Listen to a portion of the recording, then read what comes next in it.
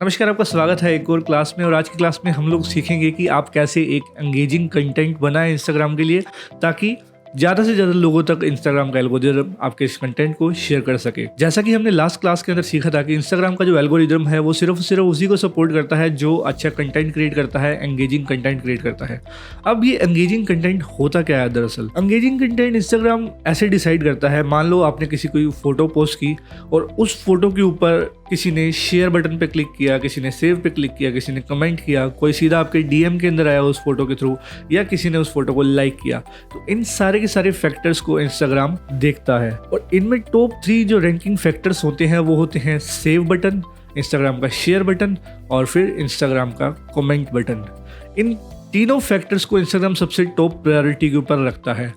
तो इससे ये साबित होता है कि जो आपका कंटेंट है वो अगर सेवेबल है, शेयरेबल है या फिर उसके ऊपर लोगों ने कमेंट किया है, तो इंस्टाग्राम समझेगा कि आपके साथ में, आपके कंटेंट के साथ में लोग ज़्यादा से ज़्यादा एंगेज कर रहे हैं और इंस्टाग्राम उस कंटेंट को आगे लोगों तक पहुंचाएगा, जिससे कि आपकी ज़्यादा रीच बढ़ेगी और ज़्यादा से ज़्यादा लोग आपको फॉलो कर सकेंगे। अब अगर इंप्रेशन क्लिक थ्रू रेट, यानी कि इंप्रेशन पढ़ने के बाद में उसके ऊपर किसी ने क्लिक किया या एंगेज किया, उसको अगर इंक्रीज करना है तो उसके लिए आपको थोड़ा कंटेंट स्ट्रेटेजिकली बनाना पड़ेगा और इस वीडियो में हम लोग वही सीखने वाले हैं। तो सबसे पहले इंस्टाग्राम के जो फीचर्स हैं उनकी बात करते हैं। Photos, videos, carousels, reels, IGTV, Instagram guides, stories और आईजी लाइव, ये सारे के सारे इंस्टाग्राम जो है फीचर्स प्रोवाइड करता है। तो हम लोग 3 फैक्टर्स के बारे में बात करेंगे कि कैसे किसी भी कंटेंट को शेयरेबल बनाया जाए, सेवेबल बनाया जाए और उसके ऊपर कमेंट करवाया जाए यूजर्स के थ्रू। तो सबसे पहले बात करते हैं किसी भी कंटेंट को शेयर करने के लिए। तो किसी भी कंटेंट को शेयर करने के लिए आप खुद देखिए, आप खुद सोचिए कि आप कौन सा कंटेंट ज्यादा शेयर करते हो। कुछ चीजें चाहिए होती है जिन्हें बोलते हैं हम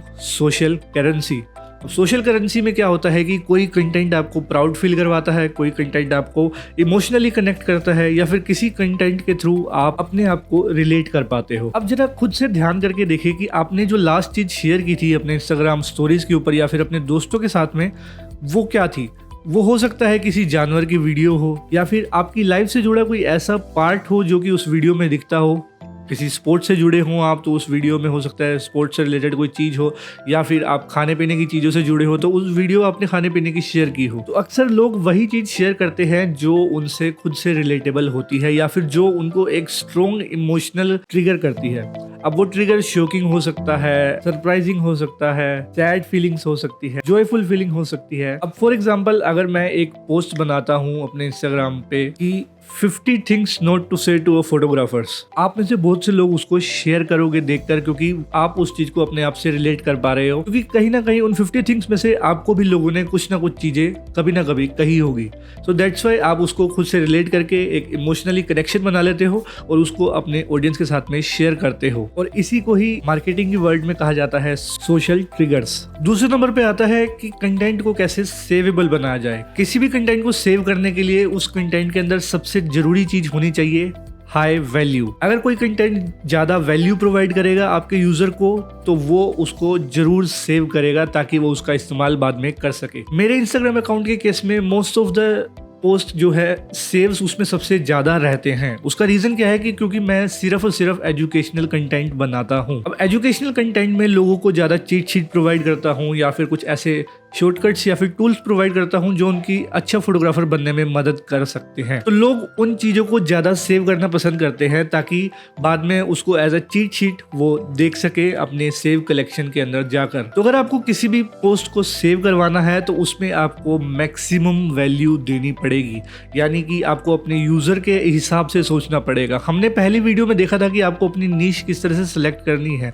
तो अगर आपने अपनी नीश सिलेक्ट कर ली है तो आपको अपनी टारगेटेड ऑडियंस भी पता होगी और उन टारगेटेड ऑडियंस की क्या प्रॉब्लम्स है, क्या वीक पॉइंट्स है, उनको किन चीज़ों की ज़्यादा ज़रूरत रहती है, उसको अगर आप नोटिस कर लोगे तो आप उनके हिसाब से कंटेंट प्रोड्यूस कर सकते हो जो उनकी लाइफ में मदद कर सके, जो उनकी लाइफ में वैल्यूज ऐड कर सके, और ऐसे कंटेंट को लोग सेव करना पसंद करते हैं। उसके बाद में इंस्टाग्राम एल्गोरिदम एंगेजमेंट देखता है कमेंट्स के थ्रू। जब कोई आपके पोस्ट के ऊपर कमेंट करता है तो इंस्टाग्राम को वो पसंद आता है। ऐसी कैसी पोस्ट बनाई जाए कि लोग आपके पोस्ट के ऊपर कमेंट्स ज़्यादा से ज़्यादा करें, तो इसमें आप इस्तेमाल कर सकते हैं ऐसे एंगेजिंग कैप्शंस का या एंगेजिंग क्वेश्चंस का जिसको लोग पसंद करते हैं जवाब देना। फॉर एग्जांपल मैं अपना ओपिनियन रखता हूं आपके सामने कि 50 mm is the worst lens ever. अब ये पोस्ट देखते ही बहुत लोगों के दिमाग में एकदम से ये चीज चलेगी कि यार ऐसा क्यों है, और बहुत से लोग इसके ऊपर डिबेट करने के लिए उतर जाएंगे। बट एक्चुअल में मैंने अपना खुद का ओपिनियन दिया है इस चीज के ऊपर, तो नीचे कमेंट्स में बहुत से लोग आकर डिबेट करनी चालू कर देंगे। ये भी एक अच्छा तरीका है इंस्टाग्राम को पता लगाने का, आपका कंटेंट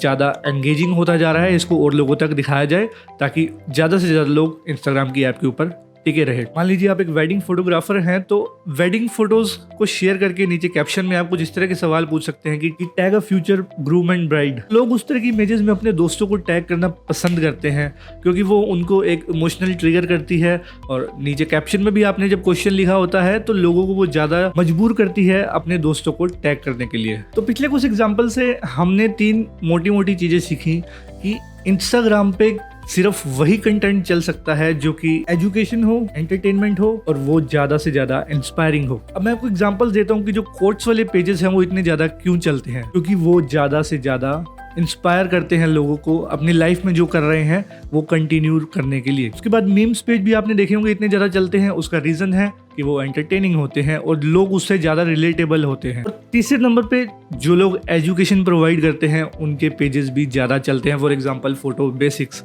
मैं एजुकेशन प्रोवाइड करता हूँ, लोगों की लाइफ में वैल्यूज ऐड करता हूँ, तो लोग मुझे फॉलो करना पसंद करते हैं क्योंकि जब भी वो इंस्टाग्राम खोलते हैं उनको कुछ ना कुछ मुझसे सीखने को मिलता है। अब इस चीज को मैं आसान भाषा में समझाने की कोशिश करूं तो 3 तरह के कंटेंट होते हैं। एक जो आपको पसंद होता है, दूसरे नंबर पे ट्रेंडिंग कंटेंट जो कि ट्रेंड कर रहा होता है इस समय पर, और तीसरे नंबर पे आता है जो आपकी ऑडियंस को पसंद होता है। पहला नंबर का कंटेंट जो कि आपको पसंद है वो तो आप ऑलरेडी पोस्ट कर ही रहे थे, जैसे कि जो आप फोटोज क्लिक कर रहे थे वो आपको पसंद थी तो आप ऑलरेडी पोस्ट कर रहे थे, लेकिन उन फोटोज को देखकर आपकी ऑडियंस का कोई भी फायदा नहीं हो रहा था, तो दैट्स वाई आपके फॉलोअर्स की ग्रोथ वहीं की वहीं रुकी हुई थी। अगर आप दूसरे और तीसरे नंबर का यानी कि ट्रेंडिंग कंटेंट, ऐसा कंटेंट जो आपकी ऑडियंस को भी पसंद हो, वो भी शेयर करने लग जाएं, तो आपकी ग्रोथ डेफिनेटली होगी। इस क्लास को हम लोग यहीं खत्म करते हैं और नेक्स्ट क्लास में मैं आपको सिखाऊंगा कि किस तरह से मैं खुद पर्सनली अनलिमिटेड कंटेंट के आइडियाज को जनरेट करता हूं